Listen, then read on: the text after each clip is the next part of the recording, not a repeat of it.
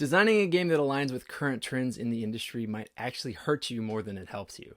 I'm Mondo Davis. I'm the senior developer of hobby games at The Op, and I'm here to help you with your board game design. Every year, thousands of board games are published, and at any given time, there are easily identifiable trends that are consistent throughout multiple releases. These trends can be thematic or mechanical, and it's really tempting as a designer to work on a game that aligns with one of these popular trends. It makes sense because releasing a game about dogs in a year where games about dogs are really popular and selling a lot of copies seems like it would give you an advantage in the market. It may seem counterintuitive, but I think this is a bad approach to game design and is ultimately ineffective in helping your game stand out and find a home with a publishing company. Let's talk about why. The first thing we need to do is establish what I mean by trend. In the thousands of games that are released every year, it's usually pretty easy to identify one or two thematic or mechanical trends that are consistent among several successful games. For example, last year, the number of trick-taking games that were released is kind of mind-blowing. And while trick-taking, as an example, is an established board game mechanic that has been around for a long time, its prolific representation among 2024 releases makes it easy to identify as one of these trends. Conversely, a few years ago, with titles like Isle of Cats and Calico, we could see that board games themed around cats were really numerous and very popular. Again, using cats as a board game theme was not brand new, but in the calendar year that we had so many of these cat games released, it was disproportionate to the patterns that we've seen in the years before and since. An example that is currently popular is casino mechanics being used in newly released card games. The Gang, Ace of Spades, and all of these Balatro clones that are sure to be released soon all illustrate this idea. Trends are everywhere, and a defining characteristic is that their proportional popularity is not sustainable and quickly can become saturated. So why is it a bad idea to design a board game that aligns to these current trends in the industry? The main reason for this is that the lifespan of a board game design is typically well over a year and often up to 2, 3, or 4 years from the point at which the design is conceived and the release date of the final product. In that amount of time, there is no guarantee that a popular trend will continue to be a selling point in the market. It's way more probable that a game aligned with a current trend that is released a year and a half or 2 years from now is doomed to failure as it's introduced into a saturated market where consumers are most likely tired of it already. Even now, when I hear about a new trick-taking game being released, I kind of roll my eyes a little bit and ask myself whether we need another trick-taking game. No offense to trick-taking game designers out there. There's a lot of great ones.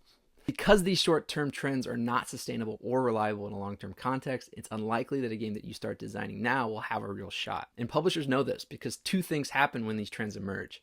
First of all, a lot of designers rush to create a game that can capitalize on the success of that current trend, whatever it is. What that means is that publishers receiving pitches from independent designers are seeing a saturation of those types of games at any given time. That makes it hard for publishers to distinguish one from the other or for any one design to stand out as a great potential product. And add to that the fact that publishers understand that these trends come and go, so committing to a game that leans heavily on what's popular now is a bad investment, as there's no guarantee that it'll be a selling point after the 2 or 3 year production process. So you're setting yourself up for failure if you're submitting a design that falls into this trap. I should say here that this point that I'm making is only relevant to designers who want to get their games published. If you're creating games for the fun of it or for your game group, or if your goals don't reflect the scenario that I'm talking about, you can disregard this altogether. Make whatever game you want and have fun. And also, if you haven't done so yet, make sure to like this video and subscribe to the channel, as it's really helpful in supporting me.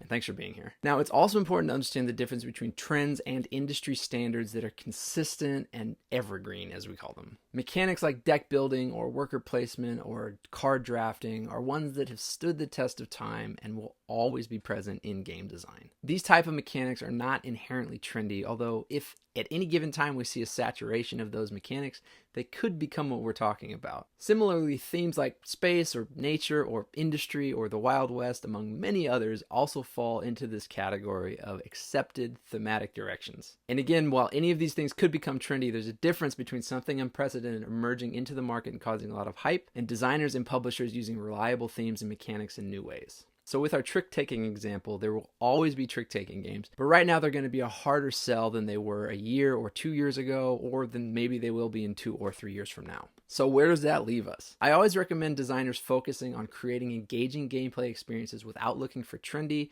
gimmicky, or overhyped elements to sell the design. Trying to be innovative is always a helpful direction, especially because publishers are analyzing submissions through that lens of, could this be popular in 2 years? There's no way to predict what those trends will be or the setting into which your game will be released, but valuing novelty and creativity as a design principle ultimately will be more efficient than just trying to clone whatever trend is popular in the market right now. So while there's no right answer to what type of game you should make, keep in mind that trying to make something that's relevant to the current market landscape might not help you meet your goals. Be creative, think outside the box, take chances, and see what happens. Let me know in the comments what you think about current and past trends, or if you have any questions or stories about your own game design. Thanks for watching, and good luck.